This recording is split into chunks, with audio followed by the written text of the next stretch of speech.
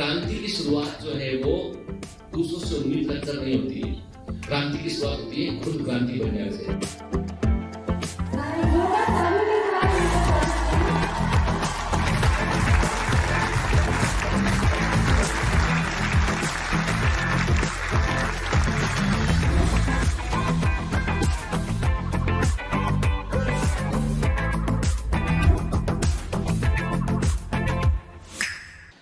Hello commanders, welcome to Biomentors classes online. I am doctor Jitendra Singh. बेटा हम पढ़ रहे हैं प्लांट फिजियोलॉजी, और प्लांट फिजियोलॉजी के इस चैप्टर में अभी हमें वो है ट्रांसपोर्ट इन प्लांट्स, ठीक है ना।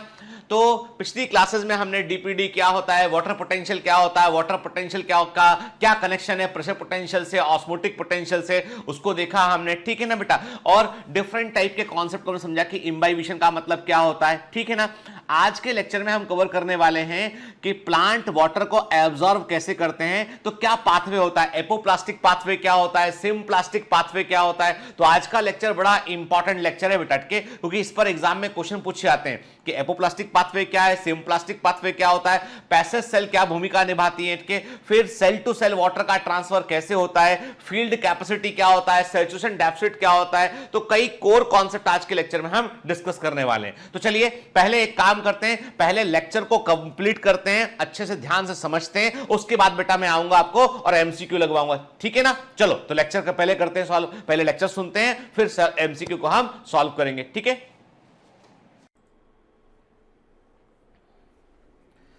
Hello commandos, welcome to Biomentors classes online. I am doctor Jitendra Singh और हम पढ़ रहे हैं ट्रांसपोर्ट इन प्लांट्स, मतलब प्लांट फिजियोलॉजी का फर्स्ट चैप्टर हम पढ़ रहे हैं ट्रांसपोर्ट इन प्लांट्स, जिसमें हमने ऑलरेडी प्लांट वाटर रिलेशन को कंप्लीट कर लिया है। पिछली क्लास में हमने देखा था कि इम्बाइबिशन क्या होता है, हमने देखा था कि टरगार प्रेशर क्या होता है, डिफ्यूजन प्रेशर डेफिसिट क्या होता है, वाटर पोटेंशियल क्या होता है। चलिए आगे बढ़ने के पहले आप मुझे कुछ प्रश्नों के उत्तर करके करेंगे, ठीक है। आपको उत्तर देना है, समझ गए, ठीक है। मतलब मैं आंसर नहीं करूंगा, आप आंसर करेंगे, क्लियर, ठीक है।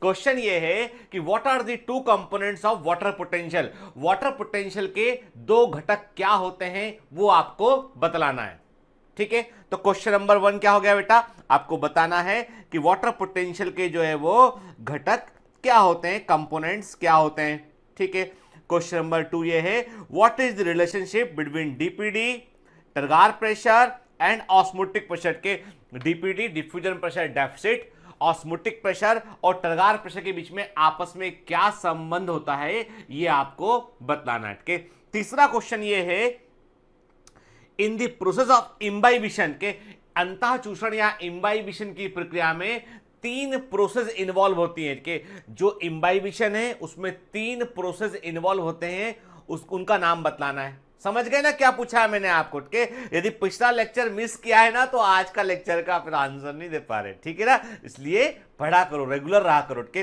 कई बच्चों को क्या लगता है, उनको लगता है कि आए यूट्यूब में मन क्या, अब देखिए अभी ये पढ़ा रहा हूं, जाने भगवान जाने कुछ लोग ऐसे होंगे जो जाके पढ़ रहे होंगे पिछले ग्रोथ हार्मोन, कहीं कुछ पढ़ रहे होंगे अपने मन से, कहीं तो भी जाके जो है किसी एलगी पर बैठकर घूम रहे होंगे, के फिर वो क्वेश्चन करेंगे। तो एक्चुअली प्रॉब्लम ये है बेटा कि ये जो सिस्टमैटिकली स्टडी होती है, सिस्टमैटिकली जो हम साथ पढ़ रहे हैं ना, देखो 1 जून को हमेशा कोर्स शुरू होता है, हम हर दिन मेहनत करते हैं, हर दिन लेक्चर जाता है, हर दिन डीपीपी होता है, हर दिन बहुत मेहनत करते हैं उनके एक सिस्टमैटिक वे में अपनी मंजिल तक पहुंचने के लिए। तो प्लीज साथ रहिए, ठीक है ना। मतलब कभी कभी मुझे लगता है कि ओवरबर्डन हो गया है, ज्यादा लेक्चर हो गए कभी आपको, के मैं हमेशा एक बात कहता हूं, कभी कभी जी जलाने से जिंदगी रोशन हो जाती है, कभी कभी जी जलाने से जिंदगी रोशन हो जाती है। और एक बात और भी कहता हूं मैं, मरे बगैर तो स्वर्ग भी नहीं मिलता है ना बेटा, ठीक है। तो कष्ट जो है ना वही तो मजा है उसका। ये जो सफर है ना, इस सफर के बाद जब मंजिल मिलेगी ना तो एकदम सूर्य के समान चेहरा आपका चमकेगा, ठीक है। चलिए उस चमक को देखने के लिए मैं इंतजार कर रहा हूं कि आप आएंगे फेलिसिटेशन सेरेमनी में और मैं आपका स्वागत करूंगा और आप सब लोगों को अपने हाथ से आपकी सफलता की मिठाई खिलाऊंगा। चलिए तो कंटिन्यू करें आगे। चलो तो अब जैसे हमने देखा पिछली क्लास में कि कैसे ऑस्मोटिक प्रेशर, टरगार प्रेशर, डीपीडी क्या, सक्शन प्रेशर क्या होता है, इसको हमने पिछली क्लास में समझा था, ठीक है। फिर ये जो बीज फूल गए हैं ना, इन बीजों के फूलने का कारण क्या है? यानी जब हमने ड्राई सीड को पानी में डाला और बीज जो है वो पानी में जाकर फूल गए हैं, तो इसके पीछे क्या फिनोमिना काम करती है? इम्बाइबिशन। बिल्कुल सही, क्या बात है कि एकदम झट से आंसर बोला।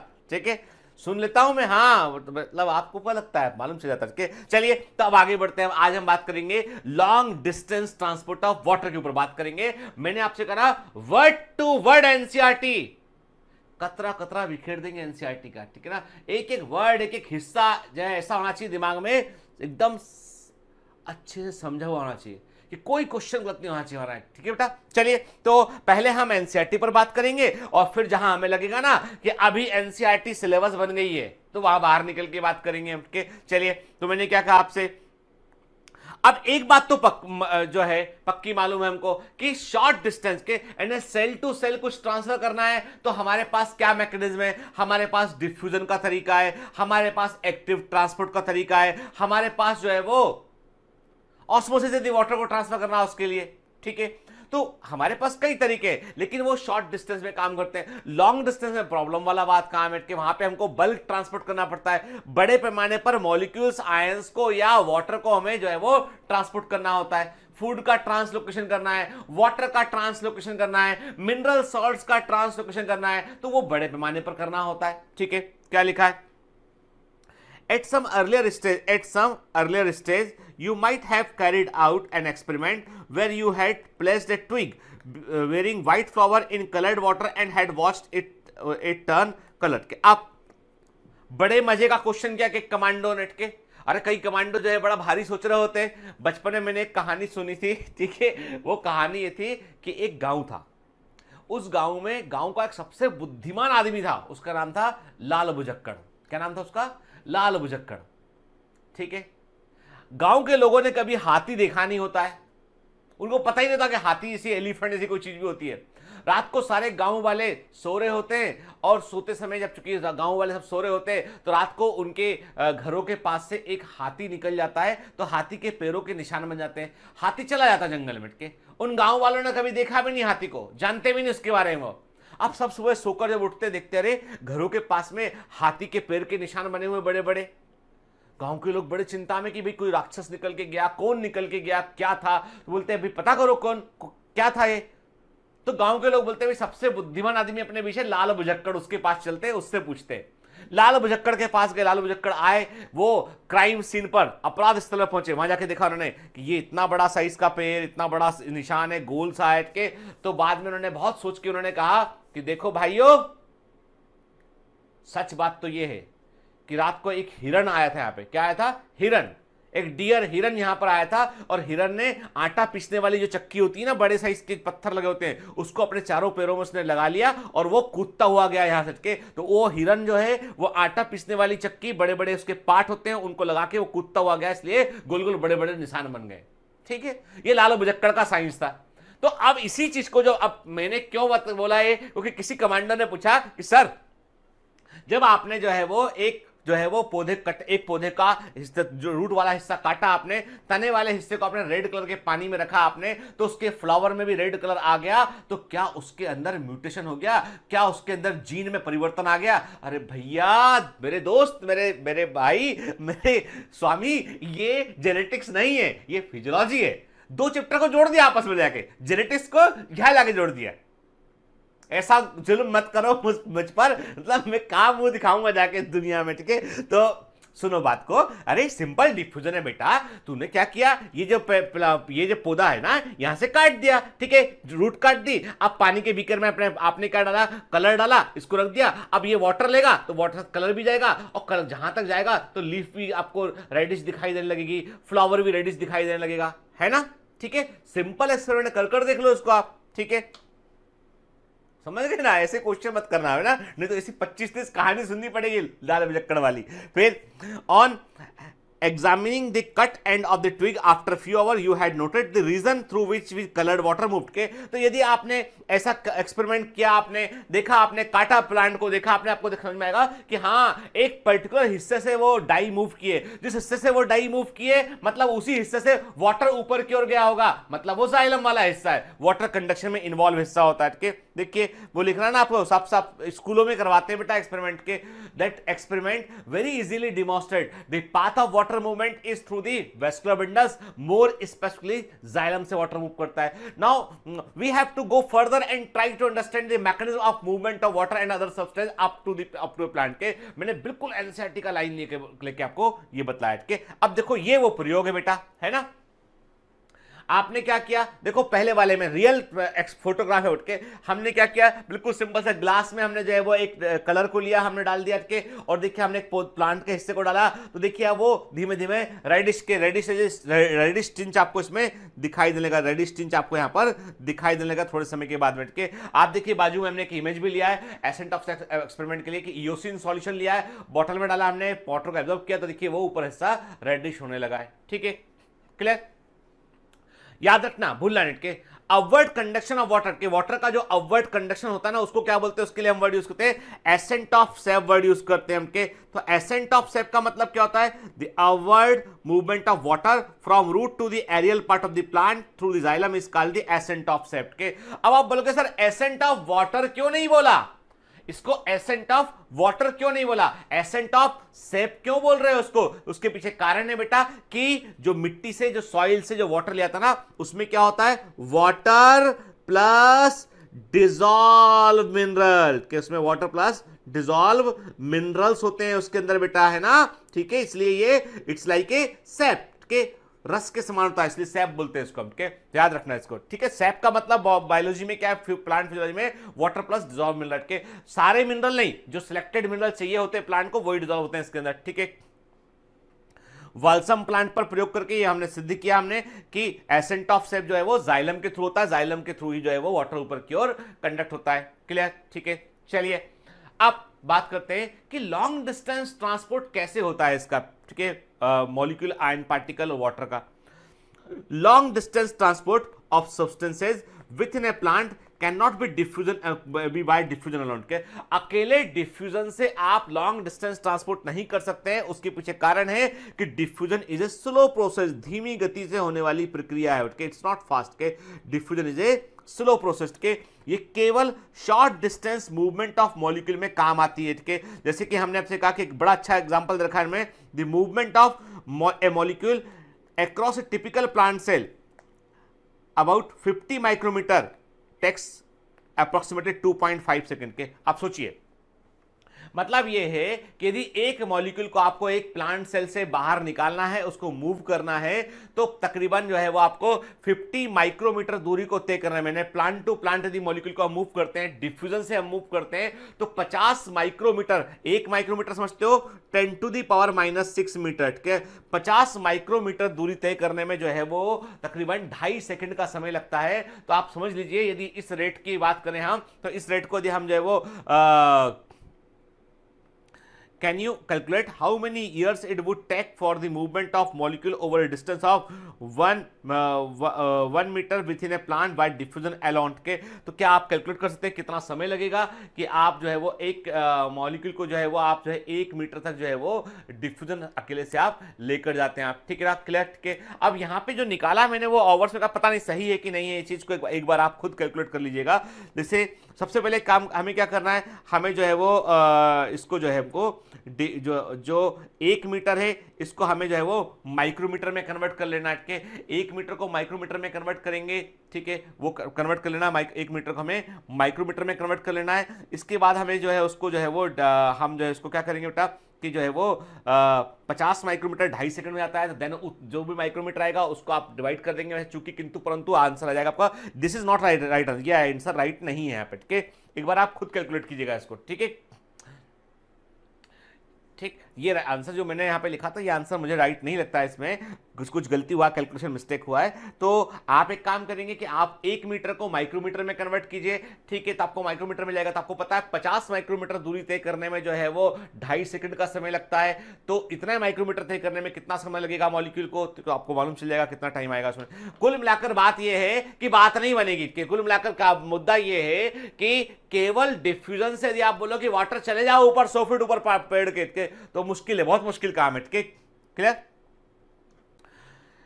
In large and complex organisms, often substances have to be moved to long distances के जो लार्ज और कॉम्प्लेक्स ऑर्गेनिज्म होते हैं बेटा, उनमें सब्सटेंसेस को जो है बड़ी दूरी जो है वो तय करनी पड़ती है। समटाइम मैंने कहा ना आपसे, sometime the site of production और absorption and the site of storage are too far from each other. अब देखो, जो प्रोडक्शन की बात करें तो लीफ में जो है वो फूड बना, भेजना कहाँ है, रूट तक भेजना है उसको। लीफ का मान लो एक प्लांट है, प्लांट की ऊंचाई जो है वो 100 फीट की है, 50 फीट होता है, चलो 50 फीट होता है, 50 फीट को यदि आप मीटर में भी कन्वर्ट करोगे ना तो तकरीबन 17 मीटर के आसपास का प्लांट हो गया, 16-17 मीटर का प्लांट हो गया, उठ के 16-17 मीटर के इतना बड़ा प्लांट जो है वो, उसमें लीफ कहाँ है, रूट कहाँ है, आपको भेजना है तो जो है वो लंबी दूरी तय करनी पड़ेगी। रूट से वाटर ऊपर भेजना है, टॉप ऑफ द ट्री भेजना है तो बड़ी दूरी तय करनी पड़ेगी, ठीक है। तो अकेला डिफ्यूजर या एक्टिव ट्रांसपोर्ट काम नहीं कर पाएगा। Special long distance transport system become necessary so as to move substances across long distances and much faster rate के। अब हमारी प्रायोरिटी क्या है? प्रायोरिटी ये है कि जो भी सब्सटेंस है वो लंबी दूरी में, हमारे पास को क्या चाहिए सिस्टम, हमको सिस्टम वो चाहिए कि यहां पर हम जो है वो लॉन्ग डिस्टेंस को तय कर सकें और वो भी फास्ट रेट में तय कर सके हमके, एंड तेज गति से लंबी दूरी में हम भेज सके सब्सटेंस को, ये हमें चाहिए व्यवस्था, ठीक है। अब इसके लिए क्या होता है, इसके लिए पौधों के अंदर, प्लांट्स के अंदर एक मैकेनिज्म डेवलप होती है, इसको बोलते हैं बल्क ट्रांसपोर्ट बोलते हैं या मास ट्रांसपोर्ट बोलते हैं, कि बल्क फ्लो सिस्टम कहते हैं या मास फ्लो सिस्टम कहते हैं इसको हम, ठीक है। तो वाटर, मिनरल, फूड जो है वो एक साथ कई सारे मॉलिक्यूल एक साथ मूव करते हैं और फास्टर स्पीड से मूव करते हैं। देखो बेटा, अब दो ही तरीके हो सकते हैं इसके। बल्क फ्लो के तेज गति से यदि हमको जो है वो कई सौ फीट की दूरी तय करनी है, कई फीट की दूरी तय करनी है, दो ही तरीके हो सकते हैं, या तो ऊपर से खींच लो या नीचे से धक्का दो, ठीक है। दो ही तरीके हैं। बड़े पैमाने पर आपको वाटर को, मिनरल्स को, फूड को ट्रांसलोकेट करना है तो you have only two ways, आपके पास दो ही तरीके हैं। आइदर एक ऐसा फोर्स हो जो धकाने वाला फोर्स उठ के, जो पुश करने वाला फोर्स हो, उससे धक्का दो आप तो पूरा कॉलम मूव कर जाएगा, पूरा कॉलम मूव कर जाएगा। जैसे मोटर लगी होती है, हम देखते हैं ना कि हमको पानी यदि मान लो हमारे घर के ऊपर के दूसरी मंजिल में, तीसरी मंजिल पर पानी चढ़ाना है ऊपर मुड़ के, तो क्या किया हमने, नीचे एक मोटर लिया हमने, मोटर ने एनर्जी को इस्तेमाल किया और वाटर को पंप किया ऊपर की ओर, तो वाटर ऊपर चढ़ गया। एक तरीका तो ये है ना। दूसरा तरीका ये है कि हमने क्या किया, जैसे हम जनरली करते हैं, हम जब कभी कोक पीते हैं या फ्रूटी पीते हैं या स्प्राइट पीते हैं तो हम एक स्ट्रॉ लेते हैं और स्ट्रॉ को सक करते हैं, स्ट्रॉ को सक करते हैं तो वाटर, वो जो कोक है आपका या स्प्राइट है वो ऊपर आने लगता है ना, ठीक है। तो ऊपर से आपने सक किया तो या तो वैक्यूम के सक्शन वाला फोर्स हो, या तो सक्शन फोर्स हो या धकाने वाला फोर्स हो, तो ही बल्क ट्रांसपोर्ट हो सकता है। कोई भी तरीका हो, फोर्स तो दो ही प्रकार के होंगे, ठीक है, तो ही जो ये बल्क ट्रांसपोर्ट हो पाएगा। मास फ्लो या बल्क फ्लोट की बात करें बेटा तो सिंपल सा मतलब है कि दो तरह के फोर्स है, धकाने वाला या खींचने वाला, तो ही काम बन पाएगा यहां पर, ठीक है। देखिए क्या लिखा है, mass flow is the movement of substances in bulk, बड़े पैमाने पर, और इन मास के बल्क का मतलब है कि लार्ज क्वांटिटी में, के लार्ज क्वांटिटी में, ठीक है, from one point to the another point as result of the pressure differences between the two point. अब ये क्यों मूव करेगा, क्योंकि दो पॉइंट के बीच में प्रेशर का डिफरेंस होगा। इंपॉर्टेंट बात यूज की इन्होंने कॉन्सेंट्रेशन ग्रेडियंट नहीं बोला, ठीक है, ध्यान रखना, इन्होंने कॉन्सेंट्रेशन ग्रेडियंट नहीं बोला, क्योंकि जब जैसे ही कॉन्सेंट्रेशन ग्रेडियंट बोलेंगे ना तो क्या हो जाएगा, फिर वो डिफ्यूजन वाला कॉन्सेप्ट आएगा, स्लो काम करेगा उठ के। यहां पे क्या है, इन्होंने बोला कि प्रेशर का डिफरेंस क्रिएट होगा, दो पॉइंट के बीच में दबाव का अंतर होगा, तो एक तरफ से आप दबाव धमकाओगे तो वहां पहुंच जाएगा, ठीक है, clear. It is a characteristic of mass flow that substances whether in solution or in suspension are swept along the same pace as in a flowing river। के बिल्कुल मास फ्लो का कॉन्सेप्ट वैसे ही काम करता है जैसे कि एक नदी बहती है, कि एक बार जैसे ही मास फ्लो शुरू होता है तो जो भी सब्सटेंस होते हैं प्रेजेंट वो सब एक स्पीड से ऊपर की ओर मूव करते हैं हम, ठीक है। This is unlike diffusion where different substances move independently depending on their constant gradient के। तो क्या फर्क है बेटा मास फ्लो में और डिफ्यूजन में, क्या फर्क है, ये बड़ा इंपॉर्टेंट क्वेश्चन है। मास फ्लो में और डिफ्यूजन में फर्क ये है कि डिफ्यूजन में एक सब्सटेंस का डिफ्यूजन दूसरे सब्सटेंस के डिफ्यूजन पर डिपेंडेंट नहीं होता है, दोनों इंडिपेंडेंट होते हैं के। लेकिन मास फ्लो में क्या होता है कि सारा कुछ जो है वो प्रेशर के इफेक्ट से मूव कर रहा होता है, तो जो भी सब्सटेंस प्रेजेंट होंगे वो सब एक साथ मूव कर जाएंगे, ठीक है। very IMP, bulk flow can be achieved either through A positive hydrostatic pressure gradient, मतलब धकाने वाले फोर्स की बात कर रहे हैं हम, ये धकाने वाला बल, ठीक है ना, जो धकाता, याद रखना जो वर्ड यूज करके धकाने वाला बल मैंने ये जो यूज किया धका रहा है, ठीक है। तो याद रखना जो मैं क्या बोल रहा हूं आप सबके कि मतलब एक तो पॉजिटिव हाइड्रोस्टेटिक प्रेशर ग्रेडियंट होगा, वो काम जैसे कि गार्डन होस पाइप के आप बगीचे में जो लगाते हैं, आपके पानी देते हैं आप मोटर से, तो वो क्या है, वो धकाने वाला फोर्स के। फिर और एक नेगेटिव हाइड्रोस्टेटिक प्रेशर जैसे कि आप सक्शन करते हैं स्ट्रॉ सेट के, मतलब जो फोर्सेज हैं, जो फोर्सेज यहां पे काम करेंगे वो दो तरीके होंगे, either it is a pushing force, धकाने वाला फोर्स होगा जो पॉजिटिव वैल्यू में होगा, या फिर होगा जो पुलिंग फोर्स के, पुलिंग फोर्स जो कि नेगेटिव वैल्यू में होगा, खींचेगा ऊपर की ओर के। भाई सक्शन करते तो ऊपर आप प्रेशर कम करते हो और तो ऊपर आने लगता है वाटर कॉलम, है ना बेटा, ठीक है। फंडा निकल के सामने यहां पर यह आया कि बॉस यदि हमको बड़े पैमाने पर मटेरियल को ऊपर भेजना है तो या तो धकाना पड़ेगा या ऊपर से खींचना पड़ेगा। धकाने के लिए ताकत लगा के फोर्स को ज्यादा क्रिएट करना पड़ेगा, ऊपर वाले पॉइंट से नीचे वाले पॉइंट में प्रेशर अधिक क्रिएट करोगे तो धका के ऊपर पहुंचा दोगे। तरीका नंबर 2, दोनों पॉइंट का प्रेशर बराबर है, ऊपर का प्रेशर कम कर दो और कम कर दो और कम कर दो तो नीचे से कॉलम खींचने लगेगा, क्योंकि प्रेशर जैसे फर्क होगा ना प्रेशर का तो मूवमेंट शुरू हो जाएगा, है ना बेटा। चलिए समझ के बात कहूं कि जाइलम और फ्लोएम जो है वो दोनों कंडक्शन में इन्वॉल्व है। जाइलम बेसिकली क्या करता है बेटा, वाटर और मिनरल का कंडक्शन करता है। जाइलम एक पाइप के समान होता है, एक जो है वो जैसे नॉर्मल हम पाइप देते हैं पाइप के समान होता है, जाइलम में जो है वो वन वे कम्युनिकेशन होता है, ठीक है। इसमें लिविंग सेल इसमें इन्वॉल्व प्रोसेस में इन्वॉल्व नहीं होती है। याद रखना जाइलम वेसल जो होता है वो डेड होता है, डेड स्ट्रक्चर बना होता है। प्लांट एनाटॉमी में आपको बताया गया चीज, ठीक है, बताएंगे, यदि नहीं पढ़ा है तो पढ़ेंगे आगे हम के। तो अभी डाउट कोई दिमाग में डाउट मत रखिएगा, इतना रखिए कि वाटर कंडक्शन के लिए लिविंग सेल की रिक्वायरमेंट नहीं है, कि xylem dead vessel dead structure है, जाइलम ट्रैकिट डेड स्ट्रक्चर है, वाटर कंडक्शन कर सकता है। इसका मतलब यह है कि वाटर कंडक्शन के लिए मोस्ट ऑफ द फोर्स जो होता है वो कहां बनता है, हम आगे बात करते हैं इसमें, चलिए वो भी ढूंढते हैं आगे उत्तर के। फ्लोएम जो होता है वो फूड कंडक्शन करता है, और फूड का कंडक्शन जो है वो टू वे मूवमेंट होता है। यहां पे आपको बकायदा जो है वो एंड वॉल सीप प्लेट नहीं दिखिए, जाइलम वेसल में और फ्लोएम के सीप ट्यूब में। एक्चुअली ये हम जो देख रहे हैं ये फ्लोएम में क्या है, ये फ्लोएम का जो हिस्सा उसे बोलते हैं, ये दिस इज दी सीप ट्यूब ऑफ फ्लोएम, फ्लोएम का ये सीप ट्यूब है। और जाइलम में जो देख रहे हैं वो जाइलम का वेसल है, xylem, it is xylem vessel, ठीक है ना बेटा, है ना। देखो आप एंड प्लेट देखने मिल रही है आपको, सीप प्लेट यहां पर देखने मिल रहा है, ठीक है। यहां पे लिविंग सेल्स इन्वॉल्व होती है। तो चलिए जब एनाटॉमी देखेंगे तो उसको हम उस पॉइंट ऑफ व्यू से डिस्कस करेंगे, है ना।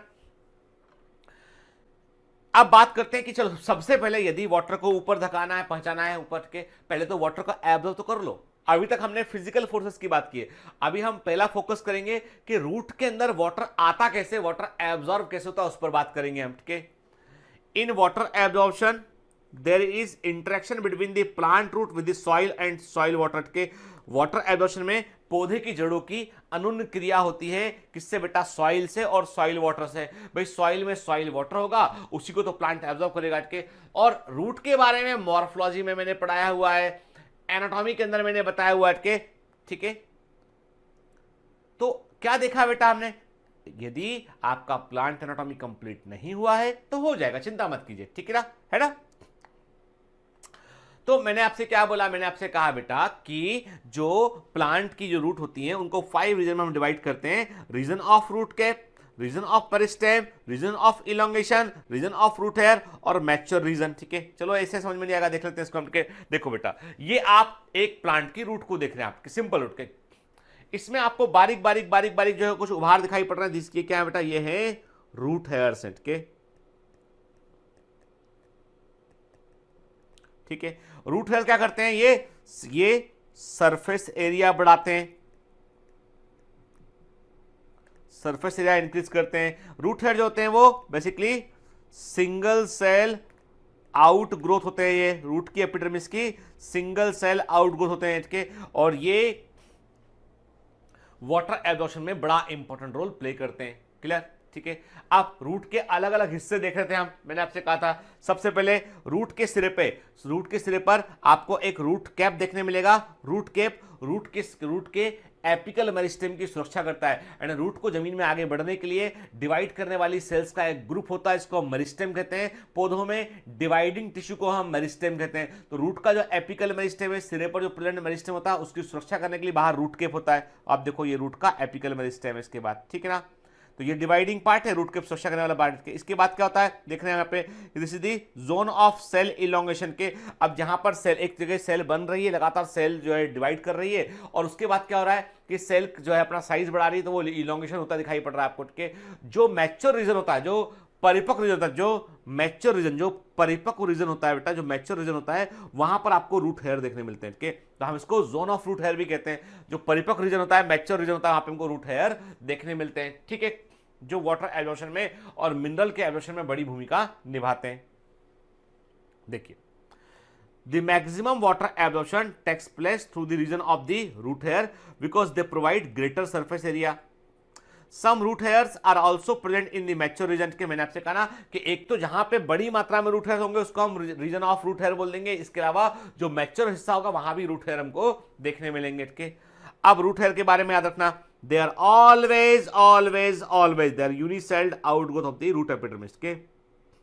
ये रूट की एपिडर्मिस सेल पे प्रेजेंट, एपिडर्मल सेल जो है रूट की एपिडर्मिस पे प्रेजेंट जो एपिडर्मल सेल होती हैं उनके सिंगल सेल्ड आउटग्रोथ होती है के, मतलब ये मल्टी सेल नहीं होते। तो रूट हेयर जो होते हैं बेटा क्या होते हैं, बेसिकली वो सिंगल सेल्ड आउटग्रोथ होते हैं के। इनको हम ट्राइकोब्लास्ट भी कहते हैं। इस टर्म को देने वाले साइंटिस्ट थे लेविट ने इनको ट्राइकोब्लास्ट भी कहा, लेविट ने इनको ट्राइकोब्लास्ट भी कहा। क्लियर, ठीक है, किसको बेटा, रूट हेयर को।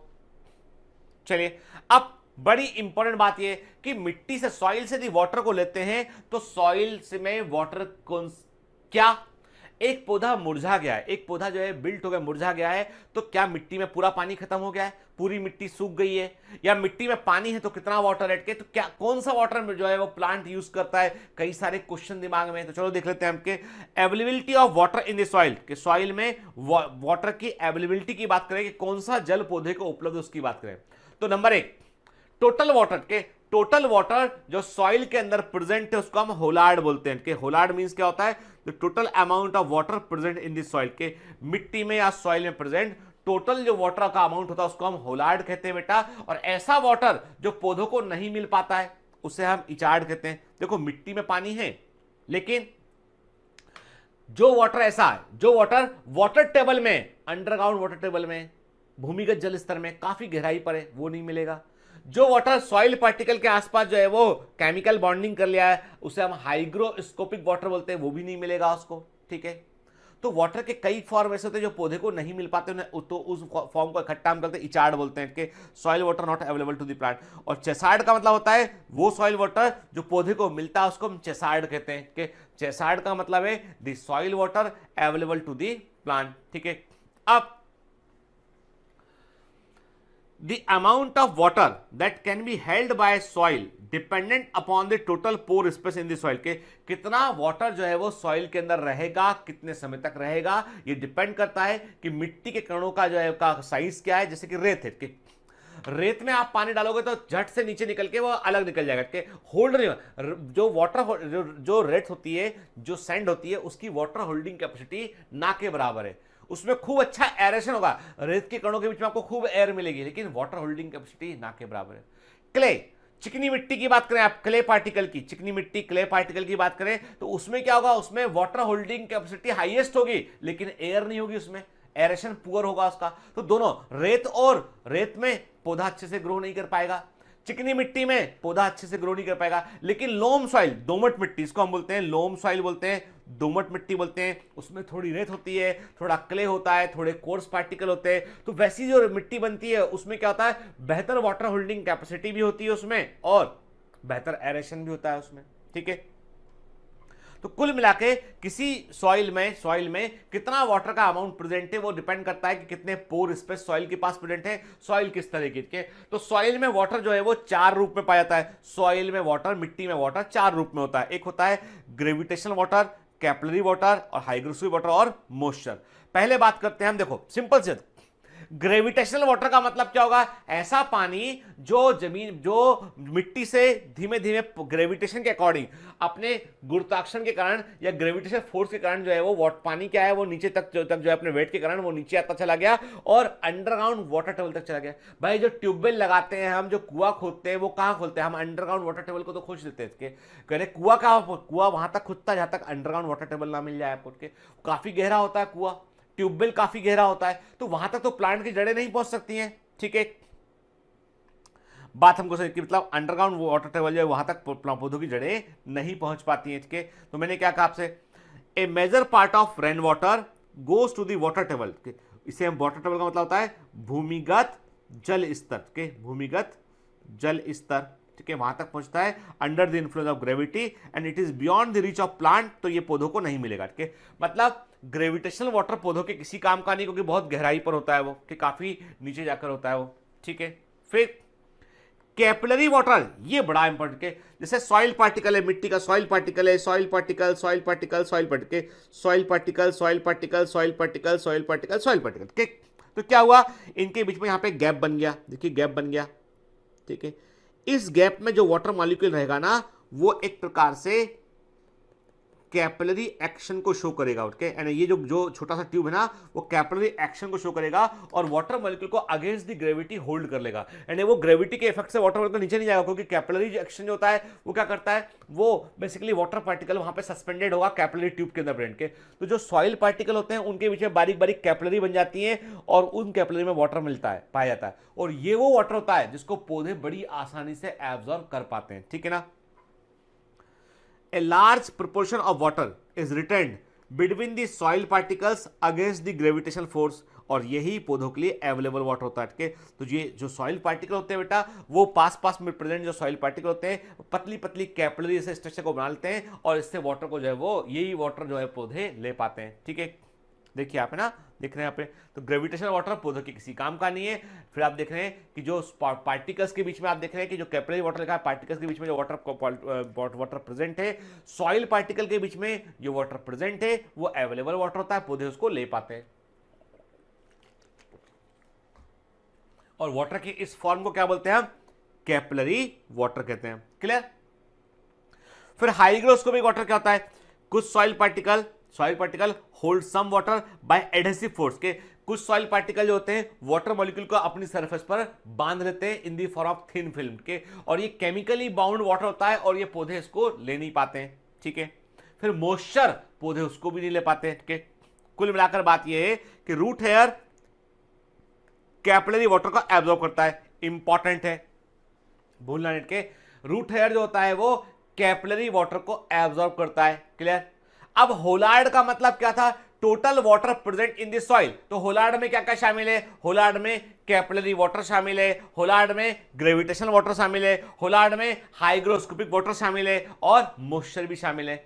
इचार्ड में क्या शामिल नहीं है? इचार्ड मतलब वो वाटर जो पौधे को नहीं मिलता है, तो इचार्ड में कैपिलरी वाटर को हटा दो, बाकी सब शामिल है। ठीक है, और चेसार्ड मतलब क्या है बेटा? वो वाटर जो पौधे को मिलता है वो होता है कैपिलरी वाटर के, मतलब चेसार्ड का इस्तेमाल हम कैपिलरी वाटर की जगह पे कर सकते हैं। हम दोनों एक जैसी चीज के, the water available to the plant इन्होंने चेसार्ड, और कौन सा वाटर पौधे को मिलता है वो आंसर उसका है कैपिलरी वाटर। ठीक है, क्लियर? अब कुछ टर्म है बेटा, ये जो टर्म है पहले के समय में ये टर्म एम्स के अंदर पूछे गए हैं, जिपमर के अंदर पूछे गए हैं। अब चूंकि क्या हो गया है, एग्जाम एक ही एग्जाम हो गया है, नीट का एग्जाम एक हो गया है, तो अभी हमको कुछ नहीं मालूम है बेटा कि एग्जामिनर जो है पेपर मार्क्स में किस लेवल का ध्यान रखेगा। इसलिए प्लीज प्लीज प्लीज ना, देखो मैं यदि एक्स्ट्रा माइल जाके कोशिश कर रहा हूं पढ़ाने की आपको, तो आपको एक्स्ट्रा माइल चलना पड़ेगा आपको भी। ठीक है, क्योंकि कारण ये कि हमारे पास बाद में रिग्रेट करने से का मतलब है 1 साल और पढ़ना पड़ेगा, तो बेटा वो नहीं है ना। अभी हमारे पास जो है अभी करना है, बेस्ट करना है हमको, है ना। ठीक है, चलिए तो बात करते हैं फील्ड कैपेसिटी क्या होता है। What is the meaning of field capacity? Amount of all form of water present in a unit weight of soil under controlled condition के, नियंत्रित अवस्थाओं में, कंट्रोल्ड कंडीशन में, मिट्टी के इकाई भार में, यूनिट वेट में जो भी वाटर प्रेजेंट है, जितने भी फॉर्म है, ऑल फॉर्म ऑफ वाटर जो प्रेजेंट है उसको फील्ड कैपेसिटी कहते हैं। ठीक है, and what is the meaning of the word storage capacity? ठीक है, ये प्लांट फिजियोलॉजी के स्पेसिफिक टर्म में के स्टोरेज कैपेसिटी का मतलब क्या होता है? The amount of capillary water present in the unit weight of soil under control condition के नियंत्रित अवस्थाओं में मिट्टी के इकाई भार में जो केवल और केवल कैपिलरी वाटर की बात करें हम तो उसे स्टोरेज कैपेसिटी बोलते हैं। फील्ड कैपेसिटी में सारे वाटर के फॉर्म की बात कर रहे हैं हम, स्टोरेज कैपेसिटी में केवल और केवल हम जो है वो कैपिलरी वाटर की बात कर रहे हैं। And what is the meaning of the permanent wilting percentage, कि इसका मतलब क्या होता है कि इंपॉर्टेंट है कि परमानेंट विल्टिंग परसेंटेज का मतलब होता है it is the amount of water when permanent wilting attend by plant. के मतलब ये देखो, इमेजिन करते हैं कि एक सॉइल थी, मिट्टी के अंदर जो है 73% वाटर प्रेजेंट था। इमेजिन कर रहे हैं कि कल एग्जाम्पल के लिए आंकड़ा लेके 73% वाटर था कि जब ये वाटर का लेवल 10% माइनस 10% हुआ, 63% वाटर हो गया, तो देखा हमने कि पौधा मुरझा गया। पौधा क्या हुआ है? पौधा मुरझा गया कि प्लांट जो है वो बिल्ट कर गया। तो जो डिफरेंस है ना, that is the permanent wilting percentage के। तो मतलब ये हो गया बेटा, मतलब 63% जो है वो दैट इज द परमानेंट, जो 63% अमाउंट है वहां पर पहुंचने पर आपको पौधा मुरझाता हुआ दिखाई देगा, तो वो that is the permanent wilting percentage. यानी मिट्टी के अंदर वाटर का जो परसेंटेज वाटर प्रेजेंट है, वाटर जीरो नहीं हुआ है, मिट्टी के अंदर वाटर का वो परसेंटेज जो प्रेजेंट है लेकिन तब भी पौधा मुरझा गया है, that is known as the permanent wilting percentage. Clear? देखिए आप ना, सैचुरेशन हम देख रहे हैं कि देखो बेटा, आप देख रहे हैं कि जो है आपको जो सैचुरेटेड सॉइल, देखो सैचुरेटेड सॉइल जो होगी ना, उसमें पानी बकायदा परकोलेट होकर नीचे तक आएगा। कि फील्ड कैपेसिटी में आप देख रहे हैं वाटर के अलग अलग फॉर्म आपको साफ साफ दिखाई पड़ रहे हैं। कि विल्टिंग पॉइंट में आप क्या देख रहे हैं, देखो दोनों में फर्क क्या है। दोनों इमेज है, फील्ड कैपेसिटी और विल्टिंग पॉइंट की इमेज को यदि आप गौर से देखेंगे कि इन दोनों इमेज को यदि आप गौर से देखेंगे ना, तो आप क्या पाएंगे? आप पाएंगे कि दोनों के बीच में जो मेन मुख्य अंतर है वो किस चीज का है? पार्टिकल्स के बीच में प्रेजेंट वाटर कट के सॉइल पार्टिकल्स के बीच प्रेजेंट वाटर कम हो गया विल्टिंग पॉइंट में, इसीलिए जो है पौधा मुरझा जाता है, पौधा जो है विल्ट कर जाता है। पौधे के मुरझाने को हम इंग्लिश में बोलते हैं विल्टिंग। ठीक है, क्लियर? देखिए एक ग्राफ है। अब आप बोलोगे सर ये ग्राफ बीच में कहां से आ गया, क्या ये पढ़ना जरूरी है? देखो बेटा मैं क्लियर कर दूं, ये ग्राफ जो है वो बायोलॉजी ओलंपियाड में पूछा गया है। ठीक है, बायोलॉजी, अब मुझे ईयर याद नहीं आ रहा है, पर ये बायोलॉजी ओलंपियाड में पूछा गया, इसलिए हमने ले लिया। क्योंकि कई बार क्या होता है कि ऑफ बीट क्वेश्चन इस तरह के एग्जाम जो होते हैं बायोलॉजी वहां से ले लिए जाते हैं। अब ये जो ग्राफ है क्या शो करता है? ये शो करता है कि देखो भाई इतनी सी बात है कि मिट्टी में पानी तो प्रेजेंट है इस लेवल पर, लेकिन तब भी जो है वो पौधा मुरझा रहा है। ठीक है, this shows the permanent wilting percentage. के मिट्टी में वाटर इतना इस लेवल पर दी वाटर प्रेजेंट है, तब पौधे को जो है बाकायदा अवेलेबल वाटर मिल रहा है। ये सब अवेलेबल वाटर को शो कर रहा है। तो मतलब ये जो डिफरेंस है, ये क्या है? ये है कैपिलरी वाटर। ये है कैपिलरी वाटर को ये डिफरेंस शो करता है। कि टोटल अवेलेबल वाटर जो था, ठीक है, मैक्सिमम टोटल अवेलेबल वाटर जो था वो और परमानेंट विल्टिंग परसेंटेज के बीच में जो डिफरेंस है, that exactly shows the what is the amount of the capillary water in the soil. कि सॉइल में कैपिलरी वाटर का अमाउंट क्या है वो शो करता है। मतलब इतना ही वाटर है जो से प्लांट से पौधे जिसको जो है वो यूज कर पाते हैं, ये वही वाटर अमाउंट है। ठीक है ना, ये जो डिफरेंस है ना, ये वही अमाउंट है, इसको पौधे यूज कर पाते हैं। ठीक है, in the soil water the water potential is slightly negative। अब देखो बेटा, सॉइल वाटर का वाटर पोटेंशियल स्लाइडली नेगेटिव क्यों होता है? बिकॉज मिनरल्स उसमें, क्योंकि वाटर और प्लस मिनरल आयन उसके अंदर पाए जाते हैं। कैल्शियम हुआ, पोटेशियम हुआ, के तमाम जो भी होते हैं, सल्फर हुआ, तो ये सब उसमें पाए जाते हैं बेटा। तो ये जो मिनरल आयन के प्रेजेंट के कारण जो सॉइल वाटर होता है उसका वाटर पोटेंशियल स्लाइडली नेगेटिव होता है, और हमें स्लाइडली नेगेटिव होता है। अब इसका मतलब ये हुआ, इसका सिंपल सा मतलब ये हुआ, यदि प्लांट की रूट सेल को वाटर को अंदर लेना है तो उसका एक ही तरीका है कि उसको अपना खुद का वाटर पोटेंशियल मोर नेगेटिव रखना पड़ेगा। क्योंकि वाटर हमेशा लो वाटर पोटेंशियल से, हमेशा हाई वाटर पोटेंशियल से लो वाटर पोटेंशियल को मूव करता है। ठीक है, मतलब ये है कि यदि -2 वैल्यू है और एक -4 वैल्यू है, तो वाटर कहां से कहां मूव करेगा? -2 से -4 के मूव करेगा, क्योंकि ये अमाउंट, ये वैल्यू बड़ा है और ये वैल्यू छोटा है। समझ रहे बात को आपके? ठीक, यानी माइनस का वैल्यू बढ़ेगा मतलब मोर कॉन्सेंट्रेट लेस वाटर पोटेंशियल। के माइनस का वैल्यू घटेगा मतलब लेस कॉन्सेंट्रेट है, और मैक्सिमम वाटर पोटेंशियल किसका होता है? प्योर वाटर का होता है 0। ठीक है, अब what is the pathway of water across the root. Root में वाटर का पाथवे क्या होता है? सबसे पहले वाटर रूट हेयर में लिया जाता है, फिर कॉर्टिकल सेल में जाता है, फिर पैसेज सेल में जाता है। अब ये पैसेज सेल क्या होती है हम आगे बात करते हैं। फिर जाइलम एलिमेंट में जाता है। अब बड़े ध्यान से बात सुनिए। सबसे पहले रूट हेयर सेल में क्या होता है? सबसे पहले रूट हेयर सेल में जो वाटर है वो रूट हेयर सेल की सेल वॉल के संपर्क में आता है। सबसे पहले वाटर रूट हेयर सेल की सेल वॉल के संपर्क में आता है और सेल वॉल सेल वॉल पर वो एडजॉर्ब होता है और फिर रूट हेयर सेल के अंदर इंटर करता है। मतलब the first process is imbibition, ठीक है। देन क्या होता है उसके बाद ऑस्मोटिकली के, चूंकि रूट हेयर सेल के अंदर वाटर पोटेंशियल मोर नेगेटिव होता है as compare to soil solution, तो वाटर ऑस्मोटिकली वाटर के अंदर एंट्री होगी। तो मान लो हमने कहा कि फिर क्या हुआ? फिर हुआ ऑस्मोसिस हुआ, ठीक है। एंडो ऑस्मोसिस बोला हमने, एंडो ऑस्मोसिस हुआ, ठीक है। फिर क्या हुआ? अब रूट हेयर सेल से वाटर को आउटर कॉर्टेक्स सेल, देन उसके बाद सीरीज ऑफ सेल से उसको अंदर तक वाटर को भेजना है। तो cell to cell transfer of water किससे होता है? थ्रू डीपीडी होता है, डिफ्यूजन प्रेशर डेफिसिट के थ्रू जो है वो सेल टू सेल। मतलब ये हुआ कि आउटर कॉर्टिकल सेल की तुलना में इनर कॉर्टिकल सेल का डीपीडी अधिक रहेगा, तब तो वाटर लो डीपीडी से हाई डीपीडी की ओर मूव करेगा।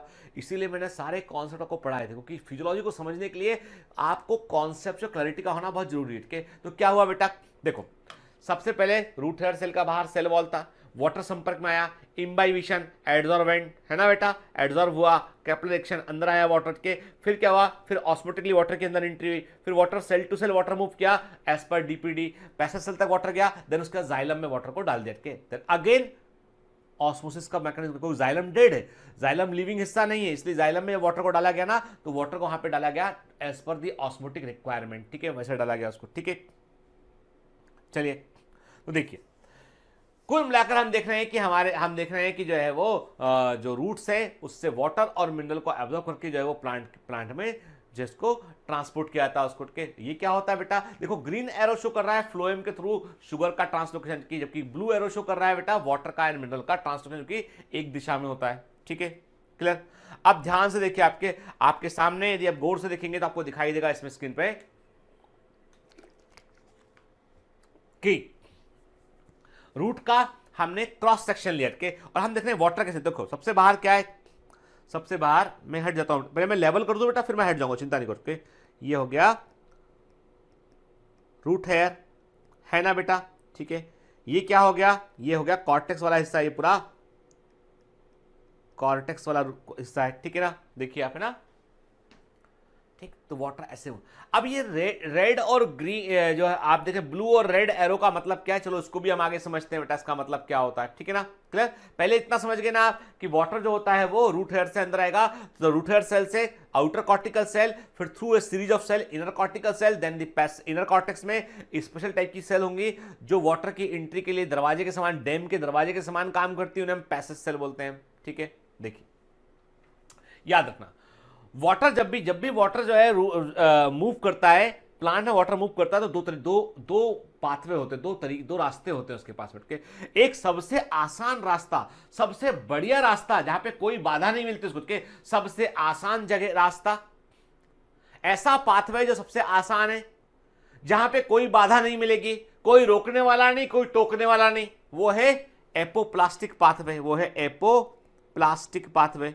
इसका मतलब केवल सेल वॉल पकड़ के आगे बढ़ जाओ, मतलब रूट हेयर सेल की सेल वॉल को पकड़ा, वहां से कॉर्टिकल सेल की सेल वॉल में गए, कॉर्टिकल सेल की सेल वॉल से अगली कॉर्टिकल सेल की सेल वॉल में गए, सेल वॉल से मूव करते हुए पैसेज सेल तक पहुंच गए। अब प्रॉब्लम ये है कि कॉर्टेक्स की सबसे अंदर वाली लेयर होती है ना, उसकी सेल वॉल बोलती है बॉस हमने एक पट्टी लगा रखी है, डैम बना दिया, यहां पे हमने डैम लगा हुआ है, यहां पे कितना भी तुम वाटर लेके आओ, वाटर रोक दिया तुमको हमने, कि अब तुम्हारा एंट्री केवल होगा दरवाजे के थ्रू, वो दरवाजा होती है पैसेज सेल, ठीक है।